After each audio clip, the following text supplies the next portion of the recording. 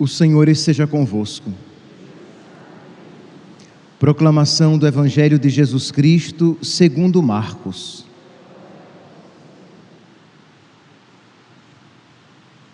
Naquele tempo, Jesus foi para o território da Judéia, do outro lado do rio Jordão. As multidões se reuniram de novo em torno de Jesus, e ele, como de costume, as ensinava. Alguns fariseus se aproximaram de Jesus. Para pô-lo à prova, perguntaram se era permitido ao homem divorciar-se de sua mulher. Jesus perguntou: o que Moisés vos ordenou? Os fariseus responderam: Moisés permitiu escrever uma certidão de divórcio e despedi-la. Jesus então disse: foi por causa da dureza do vosso coração que Moisés vos escreveu este mandamento.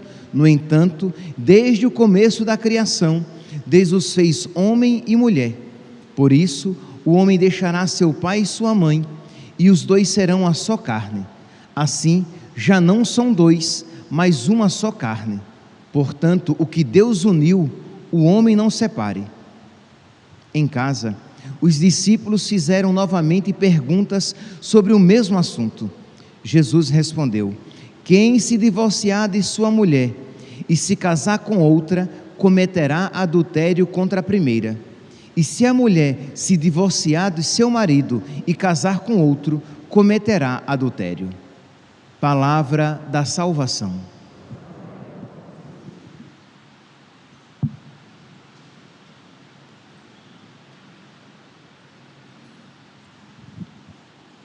Caríssimos irmãos e irmãs, eu gostaria de refletir o Evangelho de hoje a partir da primeira leitura, isso é, unir as duas leituras e ler então, a partir da luz da primeira, ler o Evangelho de hoje. O Evangelho é conhecido nosso, é aquele Evangelho em que Jesus fala da indissolubilidade do matrimônio. Isto é, que o matrimônio ele é indissolúvel. E é interessante que nos tempos atuais, hoje em dia, as pessoas falam muitas vezes que, quantas vezes as pessoas falam assim: ah, mas eu acho que a igreja deve rever esse ensinamento e deve liberar o divórcio. Eu até falei sobre isso no dia 22, né? Por ocasião da festa da Cátedra de São Pedro. Pois bem, então as pessoas pensam que a igreja tem autoridade de mudar esse ensinamento que é de Jesus. Não é um ensinamento da igreja, é um ensinamento do próprio Cristo. E as pessoas dizem assim: ah, mas hoje isso, antigamente, era compreensível falar de um casamento por toda a vida, mas hoje em dia já não dá mais para ensinar isso. Mas, meus irmãos, já na época de Jesus, ou melhor, antes mesmo do tempo de Jesus, este ensinamento já era difícil de ser acolhido. Que imagine, já no tempo de Moisés, muito tempo antes de Jesus, as pessoas, por causa da dureza do seu coração, já não queriam se submeter a este ensinamento. Imagine aqui, eles dizem assim, vamos ouvir de novo o Evangelho de hoje. Naquele tempo, as multidões se reuniram em torno de Jesus, e alguns fariseus se aproximaram de Jesus para pô-lo à prova, perguntando se era permitido ao homem se divorciar da sua mulher. Por que é que eles foram querendo pôr à prova Jesus? Porque eles sabiam que Jesus tinha um ensinamento diferente do de Moisés. Moisés havia permitido, Jesus não permitia. Então eles querem colocar Jesus como alguém contrário a Moisés, para assim diminuir a adesão do povo a Jesus. Olha, ele é contra Moisés. Então quem sabe muitos abandonariam Jesus por causa disso. Então eles vão e apresentam a situação. E Jesus então pergunta: o que foi que Moisés vos ordenou? E os fariseus Prontamente responderam: ele permitiu. Daram a carta de divórcio e despedi-la. E Jesus responde: Moisés permitiu, mas isso foi por causa da dureza do vosso coração. No princípio não foi assim. Deus não criou, Deus não uniu o homem e a mulher para depois separá-los. Deus criou o homem para a mulher, e o homem deixará. Jesus cita aqui o livro do Gênesis. Por isso, o homem deixará seu pai e sua mãe, e se unirá à sua mulher, e os dois serão a só carne. Assim, já não são dois, mas uma só carne. Então percebe aqui, meus irmãos, que já no tempo de Moisés existia uma dificuldade. Não é uma dificuldade que é, digamos, particularidade nossa, do homem moderno. A dureza de coração, infelizmente, é uma realidade já muito anterior. Então, já no tempo de Moisés, o divórcio era querido. E já ali no diálogo com Jesus, eles ficaram abismados de que Jesus não permitisse o divórcio. Meus irmãos, o matrimônio é uma aliança. É uma aliança que nós fazemos, que um homem faz com a mulher, que uma mulher faz com um homem e que ambos fazem com Deus.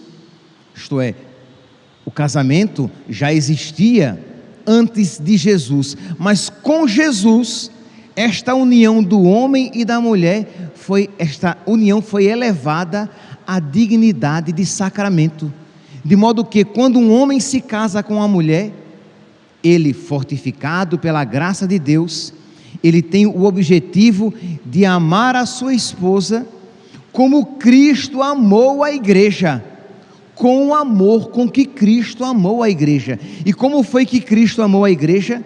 Derramando o seu sangue. E a mulher olha para o seu marido e ama o seu marido, vai se esforçar, fortificada pela graça de Deus, a amar o seu marido como a igreja ama o próprio Cristo. Então não é um amor simplesmente humano, uma realidade simplesmente imanente, mas é uma realidade sobrenatural, é uma aliança, e que, como toda aliança, requer perseverança. A primeira leitura de hoje, retirada do livro da carta de São Tiago, estamos aqui no capítulo 5, nos versículos 10 e 11, nós ouvimos: irmãos, tomai por modelo o sofrimento e firmeza, tomai por modelo de sofrimento e firmeza os profetas que tinham uma aliança com Deus, pois bem, o sofrimento e a firmeza deles deve ser modelo para nós. Ora, aqui nós podemos aplicar a tudo. Nós podemos aplicar à vida sacerdotal, nós podemos aplicar ao nosso relacionamento com Deus, a nossa aliança com Deus, mas vamos aqui aplicar ao matrimônio, já que eu disse que iria ler o Evangelho a partir da luz desta primeira leitura. Pois bem, a aliança de um homem e de uma mulher deve então estar fundada neste exemplo dos profetas. Então esta aliança requer este amor, requer esta paciência, requer este sofrimento, requer esta renúncia de si mesmo, renúncia dos seus egoísmos, renúncia da sua própria vontade, porque se não houver isso, se não houver essa predisposição a se unir a Jesus Cristo no sofrimento, carregando a sua cruz, ninguém estará apto para viver qualquer tipo de aliança, muito menos o matrimônio. Então, uma pessoa que entra no matrimônio, ela sabe que ela vai entrar nesta vida de aprendizado de amor, porque o amor é uma realidade que se aprende, e se aprende na perseverança, na cotidianidade, no dia a dia, na renúncia de cada dia, no sacrifício de cada dia, por amor a Cristo. Não é por amor àquela pessoa, porque muitas vezes o seu marido não merecerá o seu amor. Muitas vezes a sua esposa não merecerá o seu amor. Mas lembra que o casal que se casa, o homem e a mulher que se casam no Senhor, que se casam na igreja, eles são chamados e fortificados pela força do sacramento, eles são chamados a viver no relacionamento mútuo o amor de Cristo pela igreja e o amor da igreja por Cristo.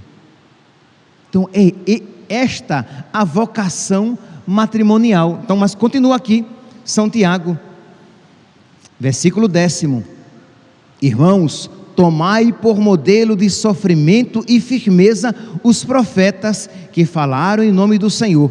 Reparai que consideramos como bem-aventurados os que perseveraram. São bem-aventurados os que perseveraram. Na Sagrada Escritura, nós encontramos a seguinte afirmação: serão salvos os que nunca pecaram? Não, não é isso o que diz a Sagrada Escritura.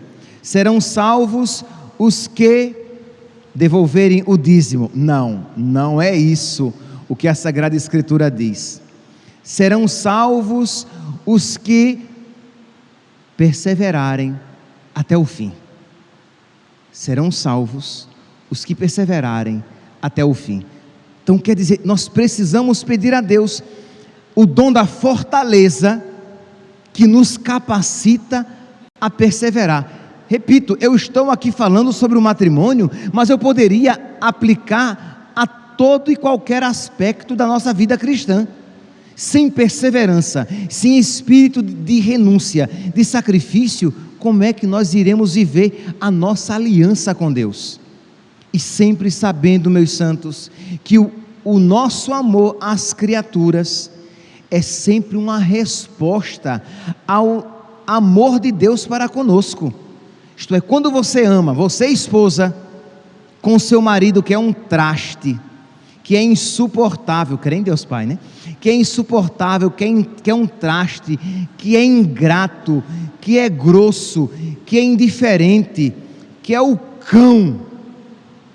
Você que ama o seu marido, você ama porque Cristo ama você, não obstante você ser um traste, indiferente, infiel, uma diaba. Você sabe que você não presta, e nosso Senhor ama você. Então, ora, se Deus me ama assim, eu preciso também assim amar o meu irmão, amar o meu próximo. E quem mais próximo de você do que o seu marido, do que a sua esposa, com quem você é uma só carne? Ouça o salmo de hoje. O salmo de hoje é belíssimo para ser lido à luz desta realidade. A antífona é: o Senhor é indulgente e favorável conosco, comigo. Não leia este salmo pensando noutra pessoa. O Senhor é indulgente e favorável comigo, misericórdia. Se o Senhor me tratasse segundo os meus merecimentos e as minhas obras, perdido eu estaria. Então, como é então que eu quero tratar a minha irmã, a minha esposa, ou a esposa vai dizer o meu marido, segundo os merecimentos dele? O caminho não é esse, porque não é esse o caminho seguido por Deus para comigo. Então, bendize, ó minha alma, ao Senhor, e todo o meu ser seu santo nome. Bendize, ó minha alma, ao Senhor, não te esqueças de nenhum de seus favores. Isto é, Overlan, não se esqueça dos favores de Deus. Não se esqueça de como Deus é bom com você.